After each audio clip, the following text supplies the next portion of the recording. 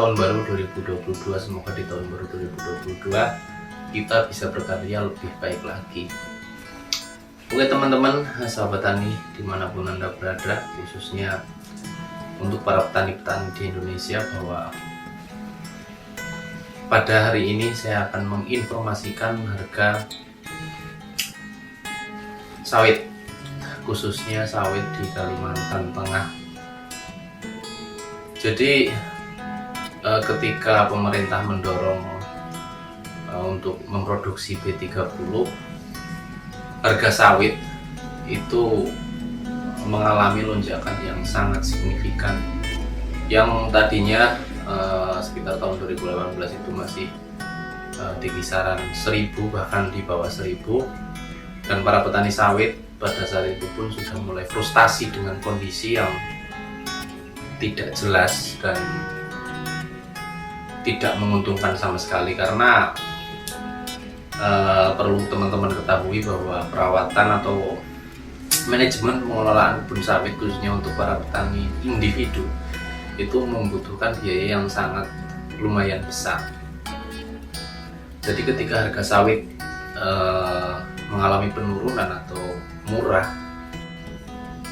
ya rata-rata kebun petani ditelantarkan. Dan ketika harga sawit mulai naik, rata-rata kebun petani rame-rame mulai dirawat dan dijaga. Dan pada hari ini tadi saya dan teman-teman saya itu habis melakukan panen, dan alhamdulillah harganya sangat bagus.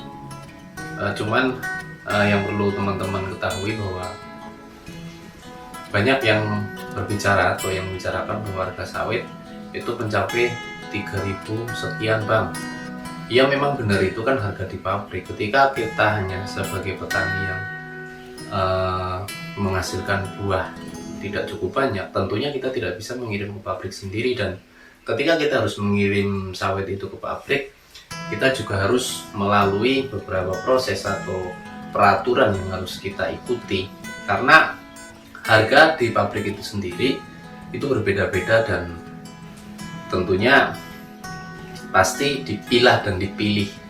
Tidak seperti kita menjual sawit kita kepada tengkulak yang memang harganya itu relatif lebih murah. Tapi ketika aku hitung-hitung ya, bahwa kita jual kepada tengkulak untuk pabrik itu sama aja kita masih punya lebih yang cukup lumayan. Karena harga pengumpul itu sendiri juga tidak sama teman-teman. Jadi ada yang harganya di kisaran 2400, 2500, bahkan ada yang sudah sampai 3050 atau 3150. Sawit khususnya di Kalimantan Tengah ini memang sangat banyak ya teman-teman, bahwa misalnya kita tidak bisa menghitung jumlah besaran hasil panen para petani-petani khususnya di Kalimantan ini. Cuman kebutuhan CPO yang dikonsumsi pada saat ini, bahwa pemerintah juga sudah mulai memproduksi B30. Akhirnya ketika pemerintah mulai memproduksi B30 dan menerapkan itu, jadi karena bahan dasar itu dari sawit, otomatis harga sawit milik petani juga ikut naik. Jadi ya ini sebuah keuntungan, dan ini sebuah cambukan juga bagi para petani sawit khususnya di Kalimantan. Karena apa? Karena ketika harga sawit naik, seluruh kebutuhan, bahkan tenaga atau karyawan yang memanen atau merawat itu juga tentunya harus ikut naik dong. Nggak mungkin istilahnya kalau harga sawit naik, kebutuhan yang untuk perawatan baik pupuk, obat maupun tenaga atau pekerja yang merawat kebun sawit itu sendiri tidak ikut naik harganya, otomatis kan kita kasihan juga. Dan syukur juga aku di sini sebagai pekerja atau sebagai